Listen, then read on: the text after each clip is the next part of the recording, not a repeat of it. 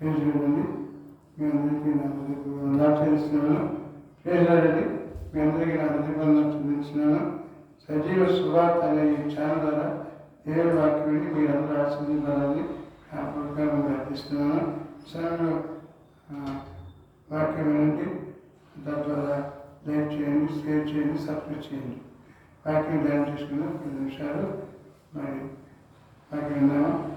ఈరోజు ధ్యాన వాక్యం లోకస్వార్త 7:36 నుంచి 40 ఉంటుంది. అక్కడ రాయబడి ఏంటంటే లోకస్వార్త 7:36 నుంచి 40 అక్కడ పాపత్వ స్త్రీలను ఉంటుంది.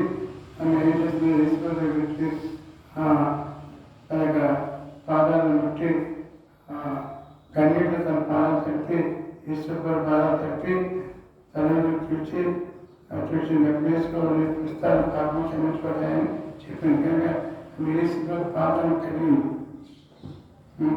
కానీ 60 వృద్ధి పెట్టుకుంది. కనుక ఈశ్వరాలు ఈరోజు పాపములు క్షమించబడ్డాయి అని చెప్పారు. కనుక మరి పాదములు ఈరోజు పాదములు అనే అంశం గురించి మనం ధ్యానం చేసుకున్నాం. పాదములు ఎవరెవరు ప్రార్థన చేశారు అంటే పాదం యొక్క అర్థం అంటే కొన్ని విషయాలు మనం ధ్యానం చేసుకున్నాం. అంచేత ఈరోజు మొట్టమొదటి పాదములు కీడు చేయుటకు పరిగెత్తిన పాదములు. కీడు చేయుటకు పరిగెత్తిన పాదములు. యేసేపు మంచివాడు, యథార్థవంతుడు. ఆయన కూడా ఆయన కళల దర్శనం చూశాడు. ఆ కళ దర్శనం బాగా చెప్పినప్పుడు అన్నదమ్ములు అతను ఆయన పగబట్టారు. తన తల్లిదండ్రులు విడిచిపెట్టేశారు. అది ఏం చేశారంటే అన్నదమ్ములు వారిని పగబెట్టి ఆయన చంపాడు. పరిగెత్తిన పాదాలు. కీడు చేయటికి పరిగెత్తిన పాదాలు. మొట్టమొదటిగా కీడు చేయటికి పరిగెత్తిన పాదాలు. కనుక అనేక మంది మంచిగా ఉంటే యథార్థంగా ఉంటే అనేక మంది పరిగెత్తిన కీడు చేయని ప్రయత్నం చేస్తారు. ఆయన కూడా దేవుడు కీడుని తప్పించే దేవుడైనా మన దేవుడు కీడుని తప్పించే దేవుడైనాడు. కానీ అంత భయపడిన చంపడే ప్రయత్నం చేశారు. ఆయన అమ్మేశారు, చేశారు. ఆయన కూడా దేవుడు వదిలిపెట్టలేదు. కీడుకి బదులు మేలు చేసే దేవుడు. పెద్దవారు కీడు చేస్తే నీకు మేలు చేస్తే దేవుడు. పెద్దవారు నీకు కీడు తగ్గితే దేవుడు అడిగాల మేలు చేసే దేవుడు. కానీ వ్యక్తిగత ఏ పరిస్థితులు కూడా అని బాధపడకుండా ధైర్యం ఉన్నారు. ఎంచేతండి ఏసేపు వారు కీడు చేయడం ద్వారా ఆయన అంబేద్కర్ ద్వారా అతను ఒక అంబేద్కర్ ద్వారా అతను ఒక దేశానికి వెళ్ళిపోయాడు బానిసగా. ఆ బానిసగా చేసినప్పుడు అక్కడ ఆయనకి రాజుగారి కళ వచ్చినప్పుడు కళకు బాగా చెప్పినప్పుడు ఆ రాజుగారు అతనికి గొప్ప ఉద్యోగం ఇచ్చాడు. ఏంటంటే దేశం తన తర్వాత దేశానికి రాజుగా అతను నియమించాడు. కనుక కీడు వెనకాల మీరు దర్శించాడు. ఎవరు వచ్చి చేత ప్రయత్నం చేస్తే ఏ పరిస్థితుల్లో కూడా మరి నువ్వు ధైర్యం ఉంటే తప్పగా దేవుడికి మేలు చేస్తాడు. కీడు వెనకాల ఒక మేలు ఉంది. చంపలో వచ్చిన పాదాలు వాళ్ళ సిగ్గుపడి మళ్ళీ తిరిగి వాడు చేసేవాళ్ళ అన్నగారి తమ్ముడికి వెళ్ళి మరి వాడు క్షమాపణ చెప్పి మరి వాళ్ళ అందరూ శాస్త్రం పనిపోయారు. కానీ వాళ్ళ తర్వాత అన్నదమ్ములు తల్లిదండ్రులు ఇద్దరు కూడా మొత్తం అందరూ కూడా పశ్చాత్తాపడ్డారు. ఎవరైతే నీ కీడు తర్వాత వాళ్ళు అక్కడ వస్తారు, నీ పాదాలకు వచ్చేస్తారు. ఒక రోజున ధైర్యం మీ విశ్వాసం ముందే విశ్వాసం ప్రయత్నించి అది మరి ఈశ్వర పాటలుగా మరి అనిపించింది. అలాగే దేవుని పాటలు కంటే దేవుడి దగ్గర నేను తప్పగా నీకు మేలు చేయటకు సమర్థమైన అది మరి మరొక విషయం మనం జ్ఞాపకం తీసుకున్నాము. రెండోదిగా నీ పాపం పనుల్లో దిగుబడి ఉన్నది. 32 ఏమొస్తుందంటే నీ పాపములు గొంతులో దిగబడి ఉన్నవి. బొంతులో దిగబడిన పాదాలు. ఈ పద్ధతిలో బొంతులో దిగబడిన పాదాలు. స్వస్థ దేవుని బిడ్డారా ప్రభు చాలా జాగ్రత్తగా ఉండి దాబిలో ఉన్నాడు. ఆయన యుద్ధానికి వెళ్ళవలసిన సమయంలో మేడ మీద తన పాదాలు తిరుగుతున్నాయి. మేడ మీద అక్కడికి తిరుగుతుంది తన పాదాలు. కానీ అప్పుడు ఏం చూశారు? కింద చూశారు, మరి ఒక స్త్రీని చూశారు, మోహించారు. ఆ స్త్రీ యొక్క భర్తను చంపేసి ఆమె తీసుకొచ్చి ఇంట్లో పాపం చేశారు. కనుక పాపాలు పరిగెట్టిన పాదాలు, పాపములకు పరిగెట్టిన పాదాలు. నీ వ్యక్తిగత జీవితంలో నీ పాదాలు ఎక్కడ తిరుగుతున్నాయి? మేడ తిరుగుతున్నాయి, మిద్ది తిరుగుతున్నాయి, ఊళ్ళో తిరుగుతాయి, ఊళ్ళో తిరుగుతున్నాయి. నీ పాదాలు ఎక్కడ తిరుగుతున్నాయి? నీ పాదాలు పాపాలు తీరు పరిగెత్తున్నా చేస్తున్నాం. నువ్వు దేవుని ప్రభుత్వ దేవుని నమ్ముకున్నా, ప్రభు నమ్ముకున్నా. వ్యక్తిగత జీవితంలో నీ పాదాలు ప్రభు దగ్గర కూర్చునే పాదాలు, దేవుని అందరూ దేవుడు కూర్చునే పాదాలు. దేవుని ఒక వాక్యం విని చదివి మరి దేవుని పాదాలకు కూర్చుని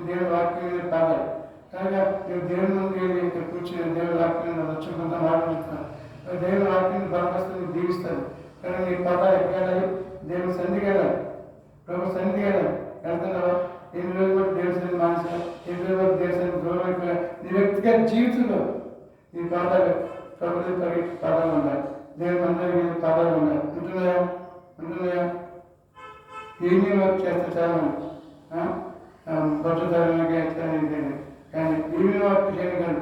నువ్వు దేవుడి దగ్గరికి వెళ్ళాలి, దేవుడిని నడవాలి, ప్రభు నిలబడాలి. నీ పాదాలు ప్రభుత్వం నిలబడే పాదాలు ఉండాలి, ప్రభు దగ్గర వెళ్ళే పాదాలు ఉండాలి. ఉంటున్నాయా? నీ పాదాలు పాపం చేస్తాయి. నువ్వు దేవుడు నమ్మకం ఏ పరిస్థితుల్లో కూడా నీ పాదాలు ప్రభు దగ్గర వెళ్ళాలంటే ప్రభు మందిరికి వెళ్ళాలి. ఇన్నిసార్లు దేవుడు మందిరం చూస్తావు కానీ వ్యక్తిగత జీవితంలో నా జీవితాన్ని మార్చుకున్నది అని అడుగుతావా? అంటే బ్యాట్మంటే కేంద్ర 42 జగట్గా దొంగ వచ్చి నన్ను లేవనెత్తుతూ ఉంటాడు. జగట్గా దొంగడు కానీ మన వ్యక్తిగత జీవితంలో అంచేతే నీ వ్యక్తిగత జగత్తుగా దాన్ని ఊపి పాపమైన ఊపిలో పడిపోకుండా నీ పాపంలో దేవస్థానం పరిగెత్తున్నాయా? దేవస్థానం కూర్చున్నాయి. నీ బాధలు వ్యక్తిగత ప్రశ్న చేసిన తమ్ముడు అక్క చెల్లి ఈ మాట్లాడిన సోదర నీ జీవితం ప్రభు కావాలి. వస్తుందా? ప్రభు వస్తావా? కోలేకపోతావా?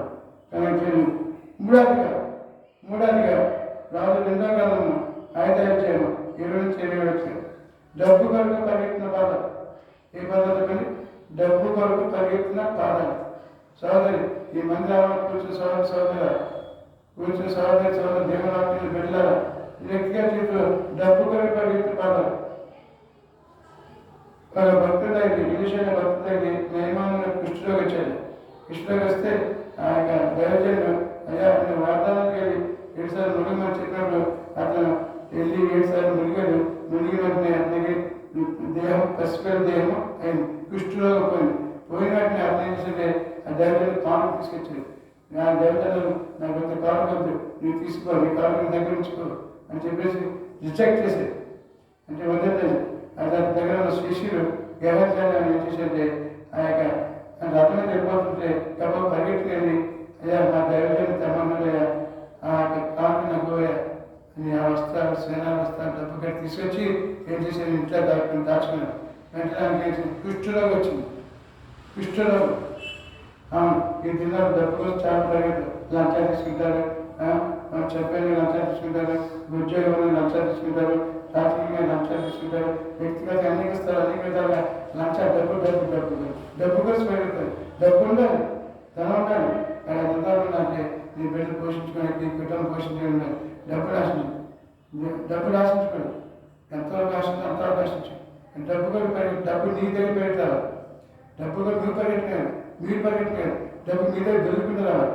అర్థంగా సోదరులు నీ కష్టాలు నీకు ఉండాలి. నీ కష్టాలు పోషించుకోవడం, నీ కష్టాలతో అనిపించదు. కష్టపడి డబ్బు సంపాదించు, ఉద్యోగం చేసి కష్టపడ, లేకపోతే వ్యాపారం చేసి కష్టపడ, లేకపోతే ఇక ఏదో స్కూల్ పని లాభం చేసి కష్టపడి కష్టాలు నువ్వు అనిపించుతాను. నువ్వు డబ్బు కూడా పరిగెత్తదు, కష్టపడి సంపాదించుకోవాలి. బిడ్డలు పోషి క్రైస్తుడా దేవుడి పిల్లలు చెప్పుకోండి. నేను జనాలు పనిచేశాను, ఎంతోమంది నాకు డబ్బులు ఉన్నట్లు చేసేవాడు.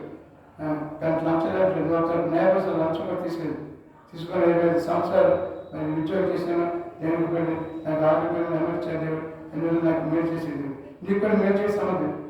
నువ్వు డబ్బు కోసం పెట్టాడు, కష్టాలు నా బాధ్యతలు పోషించుకున్నాను, కష్టాలు ద్వారా మరి సేవ చేశాను, కష్టాలు ద్వారా ఒక మంత్రి కట్టుకున్నాను. నీ కష్టాలు నీకు ఆశీర్వాదకరంగా ఉన్నాయి. కానీ వ్యక్తిగత జీవితంలో డబ్బుగా పెరుగుతుంది. ప్రభావ నా జీవితంలో నాకు కాలంలో ఈ డబ్బుగా పెడుతున్నాను, తప్పుడు పని చేయకూడదు. నేను వ్యక్తిగత జీవితం డబ్బు సంబంధించి ఈ వ్యక్తిగత జీవితం డబ్బు సంబంధంగా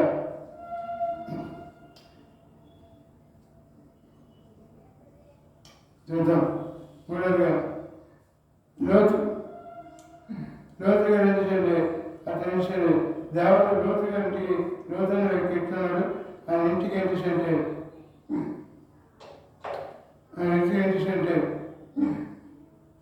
ఆయన బాధ ఎక్కడికి వచ్చినంటే గౌరీ గారికి వచ్చినాడు. దేవతలకు వచ్చారు, దీవించడానికి వచ్చారు, కానీ గౌరీ గారికి వచ్చినారు. దేవతలకి గౌరీ లోపల కలిసి అడిగాడు లోతుగారు. అదే దేవత లోపలికి ఆయన కూర్చున్న బాధ ఎక్కడ కూర్చున్నారు, గౌరీ లోపల కూర్చున్నారు, లోపల కూర్చున్నారు. అనగా దేవతలకు ఆశీర్వాదం పొందుతున్నాడు. నువ్వు దేవుని కూర్చే అబ్రాహం గారు దేవుడితో కూర్చున్నాడు, చెట్టుకు కూర్చున్నాడు, దేవుని ధ్యానిస్తున్నాడు. అప్పుడు అబ్రాహానికి ఆయన గర్భకు వెళ్ళి ఆశీర్వదించాడు. నేను పాదాలు ఎక్కడ వచ్చినాయి సరే పేరుతో చెప్తున్నాను. అది ఏం చేశాడే, నువ్వు పాదాలు ఎక్కడికి వచ్చిన రోజున ఈశ్వర సీరియస్తుంది భయపడిపోయి, నన్ను కూడా సీరియస్తుంది భయపడిపోయి ఇలా అక్కడికి వచ్చినట్టే మంట దగ్గర వెళ్ళాడు. మంట చైర్మన్ దగ్గర కూర్చున్నాడు. తన పాదాలు బట్టి మంట దగ్గర లోకస్తు దగ్గర పెట్టింది. లోకస్తు మధ్య కూర్చున్నాడు. ఈ పాదాలు లోకస్తు మధ్య కూర్చోకూడదు అంచేత బయటకు చేస్తుంది. కీర్తన కీర్తన దృష్టిరాక పాపం అపాచి కూర్చుండగా ధన్యుడు. కానీ వ్యక్తిగత జీవితంలో నీ పాదాలు దేవుని దగ్గర కూర్చునే పాదాలు మొట్టమొదటి కదా. మరి దేవుని పాదాలకు కూర్చుని దేవుని వాక్యం వచ్చినది. లోకస్తు నుంచి కూర్చోదు. లోపలే వెళ్తున్నా, ఏ స్థానం వెళ్తున్నా, దుస్తున్న స్థానం కూర్చునే వెళ్ళి దుస్తున్న ప్రాంతం కూర్చున్నావా, సంత దగ్గర కూర్చున్నావా, అక్కడికి కూర్చున్నావా, అక్కడికి కూర్చుని నేను విశాఖ జీవితం పాడైపోయి జాగ్రత్త. నువ్వు కూర్చుని దేవ ధర్మశాస్త్రం పాదాలకు కూర్చోరు. కూర్చున్నావా, మరి మా పాదాలకు కూర్చుని మొత్తమైనదని ఎన్నుకున్నది. మొట్టమొదటి ఆయన మాట్లాడుకున్నారు. నేను ఎక్కడ మరి ముగించిపోతున్నాను అని చూడ సమాజంలో లోకసభ 8:44 సమాజంలో అధికారులు వచ్చి బిడ్డ బాగుంది అనానికి ఉంది, అయ్యా నా బిడ్డ బాగుందిగా అని ఏంటంటే అయ్యా నా ఇంటికి రండి అని యేసు పాదాలు పడ్డాడు. ఎక్కడ పడండి, యేసు పాదాలు పడి అయ్యా నా ఇంటికి వచ్చి నా బిడ్డ బాగు చేయాలి. కానీ యేసు వారు ఏంటంటే వెళ్ళారు, ఇంటికి వెళ్ళారు, ఆ బిడ్డని అది బాగు చేశారు. కానీ అప్పుడు అన్నారు భయపడుతున్నారు. సమాజానికి బిడ్డ చనిపోయింది, భయపడి చనిపోవచ్చున్నది, చనిపోలేదు. కానీ చనిపోవచ్చున్నప్పుడు ఏం చేశారు, దేవుడు పాదాలు పడ్డారు. యేసు యొక్క పాదాల మీద పడ్డారు. అంత సమాజానికి ఎంత ఉద్యోగస్తుడు, గొప్ప ఉద్యోగస్తుడు, గొప్ప ఉద్యోగస్తుడు. కానీ నువ్వు అనుకున్నావు యేసు పాదాలు వేసుకుంటే కదా బాగుపడాలి. ఏంటి సంగతి, నేను యేసు పాదాలు ఎందుకు వెళ్తాను, యేసు ఎందుకు అనుకుంటాను అనుకోకు, నమ్మిపించు అన్నారు. యేసు భయపడకు, నమ్మిపించు.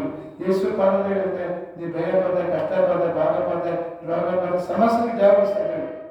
యేసు పాదాలు వేస్తా ప్రభావం అంత సమాజాధికారి యేసు బాబు దాడి వచ్చి పెట్టి దక్కించుకున్నాడు. నీ వ్యక్తిగత జీవిత ప్రభావం నన్ను కాపాడు చేత మన వ్యక్తిగత జీవితం నిశ్చయంగా అంచేత బైబిల్ నిశ్చయంగా ఆలోచిస్తున్నారు. ఆయన పొందిన దెబ్బల చేత నీకు స్వస్థత, ఆయన స్వస్థపరిచే దేవుడు, నేను ఆలోచించే దేవుడు, నేను బలపరిచే దేవుడు. అంటే మన వ్యక్తిగత జీవితం ఒకసారి దెయ్యపెట్టలో కదుతున్నాడు.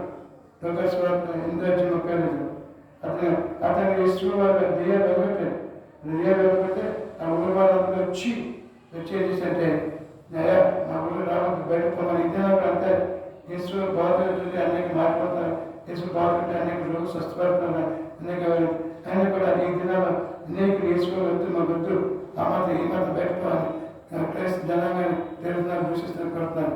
అయినప్పుడు కూడా ఏం చేసినట్టు ఆయన దెయ్యం పెట్టాడు. దెయ్యాలు అంటే యేసు వ్యక్తి వచ్చారా నన్ను బాగు చేసేది అయితే ఇప్పుడు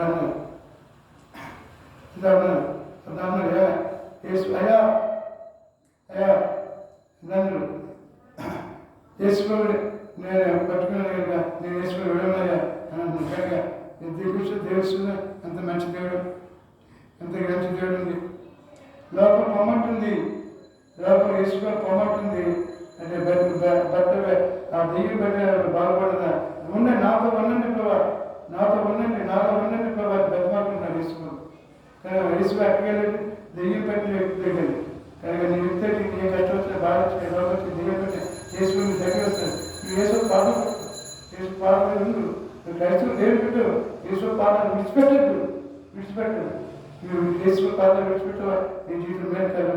నువ్వు ఎప్పుడు కూడా దేవుడి సన్నిధిలో, ప్రభు సన్నిధిలో, దేవుని వాక్యం ప్రభువులను బలపడి నువ్వు పొందే లక్ష్యం, పొందే విశ్వాసం, ఆయన పొందే పాదాలు విడిచిపెట్టుకోడు.